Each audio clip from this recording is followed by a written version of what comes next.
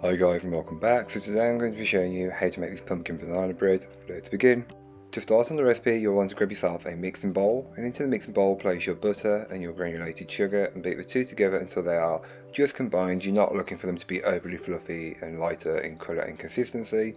You can then go ahead and add in your pumpkin, and this will split the mixture and make it look quite curdled, but don't worry, just mix it in until it's fully incorporated and your mixture should go a very light orange colour. This is what you're looking for. Once that's happened, you can then give the bowl a good scraping down. This is just to incorporate any bits that may not have been fully worked in from earlier on. Then you can go ahead and add in your dry ingredients, which are the flour, the baking powder and the ground spices, followed by the banana, and then just mix all of this until a batter has formed. I like to mix mine on a low speed to start with, working my way up to a medium high, and if you need to add in a little bit of milk to help with the perfect consistency, do that around a tablespoon at a time.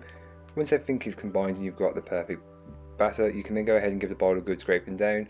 This is just to incorporate any bits that may not have been fully worked in again. Then add in your chocolate chips and stir these in by hand so you don't over mix the batter. You can then grab your loaf pan, which has been lined with some parchment paper, and then transfer all of the cake batter into your loaf which has been lined, and just spread it out until it's pretty even and level around the tin. And then I optionally like to add on some chocolate chips and banana chips, but this is completely optional and you don't have to do it, but why not add more when you can. You can then go ahead and place your loaf into a preheated oven. All of that information will be on the blog post, which will be linked down below. Once the cake is cooled, you can then go ahead and slice it up, and you may think it's not risen very much or it's a little dense. Don't worry, although it looks quite dense and stodgy, it's really not. It's just packed with flavour, and as you can tell, it's got the perfect density to it. And just look, the chocolate chips are studied throughout it. It really helps add to the texture.